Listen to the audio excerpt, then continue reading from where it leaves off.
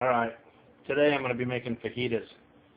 I normally do this with a ribeye steak. I usually get 3 of them, but today they're a little bit pricey. They're what about 17 bucks, I think, for 3 of them. That was ridiculous. So I didn't go that way. I usually get them cut thin. And this meat here, this is if you can see, it's a beef top round. It's a beef top round steak, and I only got it for just under $8. And they're sliced really thin, and so I'm going to roll with that, try it out. I ain't going to make a bit of difference, but I've got to get them marinated. But I'm going to take them out of this. We're going to chop them up in real thin slices and show you what we're doing for the marinade so they can get a lot of flavor in there while we chop everything else up and get her going. All right, I'm actually only going to go with 3 of these.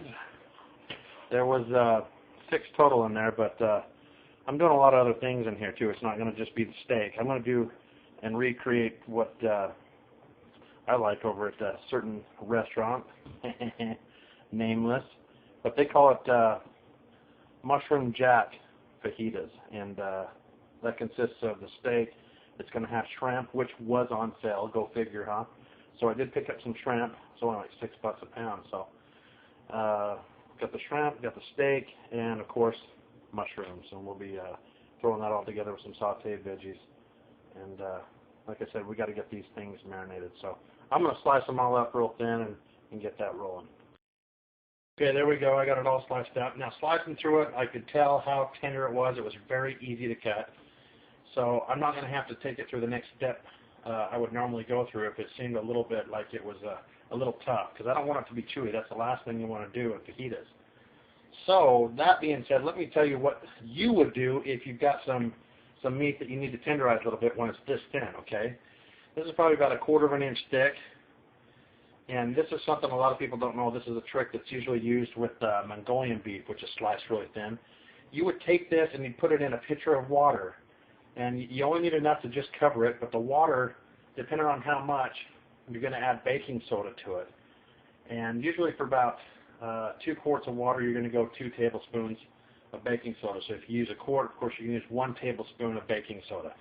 And only 20 minutes. It's going to eat at it in the water, okay? And then once the 20 minutes is up, you're going to pour it out. You're going to rinse it. Make sure you rinse it, okay, before you do anything else. But I'm telling you, that will help break it down and make it to where it's not so chewy when it's sliced up this thin. Okay, next step, since I'm going to avoid that one, marinade.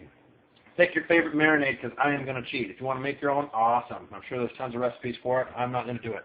This is my favorite. I am not advertising this brand, but you know what? I'm telling you what, this is badass. Jack Daniel's Mesquite for this mushroom jack steak fajitas is just the way to go. So I'm going to load this bag, which has already got the pre-made marinade in it, and throw it in the fridge while we prep everything else. Okay, there it is. I got it all incorporated, spread out evenly, got it mixed up real good. Now let me step back and tell you, since I mentioned that I normally like to use ribeye steaks.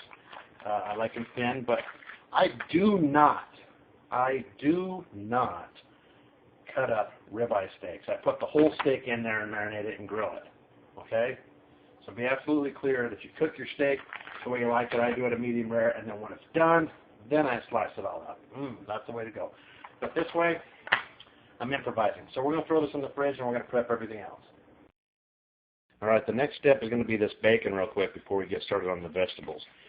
This mushroom jack fajitas is topped off with bacon, and sometimes you got to go to the very end of the recipe and get it going while you do everything else to move forward. So we're going to throw this in the oven and get that going while I slice and dice. Okay, as you can see here, I've got the veggies going. It's real simple. I've chopped everything in long lengths. It's half a bell pepper, half of a yellow bell pepper. It's half of an onion. Of course, you can double this if you're trying to feed more, but between this and the steak and shrimp I'm going to be doing here, it's going to be enough to feed the 3 of us. So do the tomatoes here in a bit because I like those cold. They're not going to be cooked, but these are going to be sauteed. And to start out, when we go here to the skillet, we've got the bacon here. All good, as I showed you before. It's all cooked. What I'm going to do is I'm actually going to steal some of this bacon juice to do some of the sauteing because I like the bacon flavor in the bell peppers and the onions. So sauteing those with this is a good idea. Of course, it's not the healthiest, but I'm not going for health. I'm going for flavor and taste. So I'm not even going to lie about it. Let's just get her done.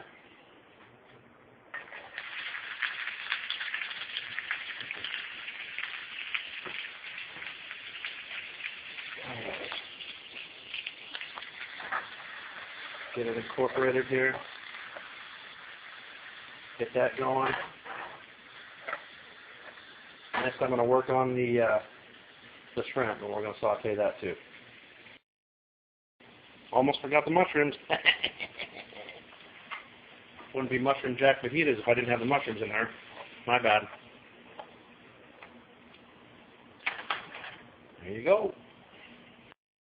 All right. You know what we're going to do here is the shrimp. I've got about a pound's worth of jumbo whites that I went ahead and splurged for because they were on sale. I'm sure I already mentioned that before, but we're going to start out with a couple tablespoons worth of butter here. And I'm going to throw down some garlic. I like a lot of both for this. Get it off the heat so it doesn't burn.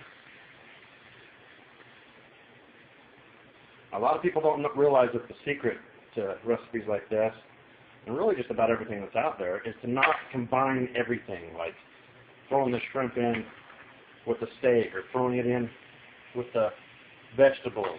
We're going to cook everything separate so they get their individual flavors by themselves, and then you combine it all. That's how it tastes so magnificent. That's how it gets all of its unique individual taste, where everything just pops in your mouth like crazy.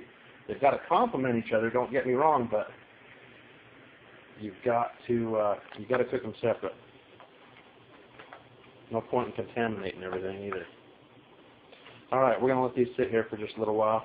We'll come back to it. Steak is next. Now what I did here is I chopped up the tomatoes real quick, and I chopped up the bacon. Now that's not all the bacon. We certainly don't need that much bacon, but we love it. We'll just snack on that throughout the day, or maybe use it tomorrow.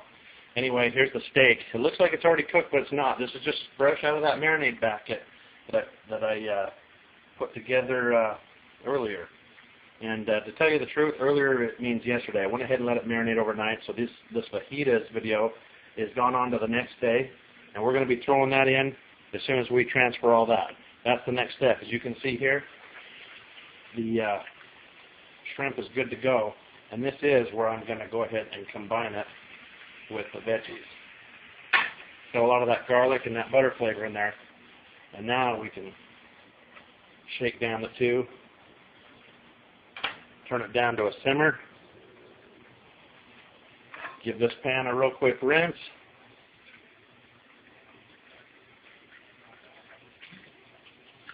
And what we're going to do is start doing the steak. You ready for this? This cooks pretty fast because I sliced them all up in small pieces.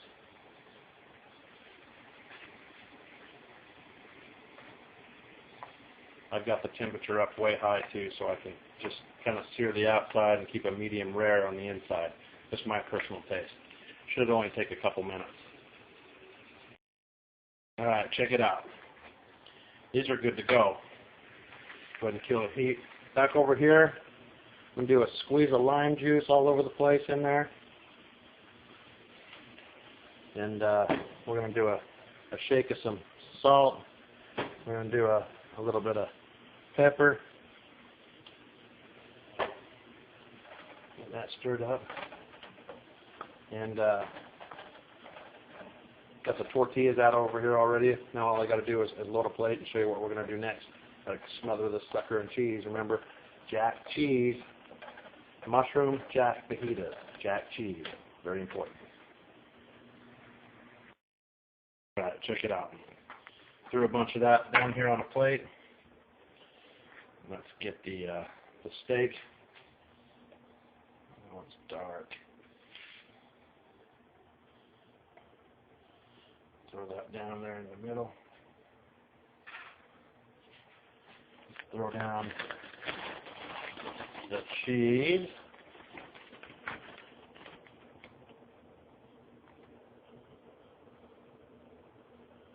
Got to do a lot of cheese, and that's what it's about. Got to have that cheese on there. Just smother it. Don't even be scared.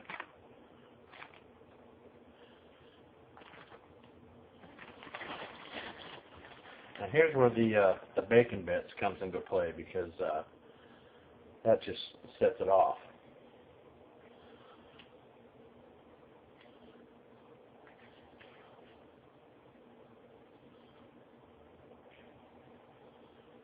And what I do is I keep the oven going from when I cook the bacon, hold it here just a few minutes back.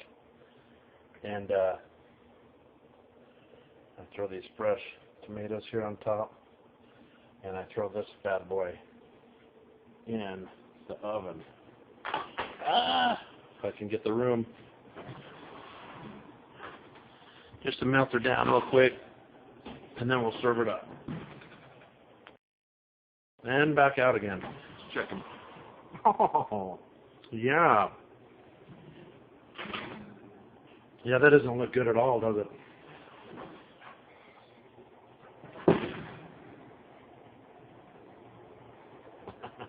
All right.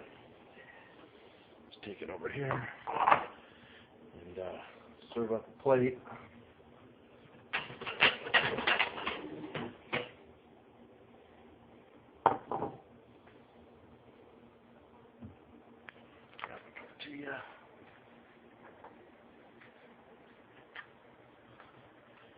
And loader.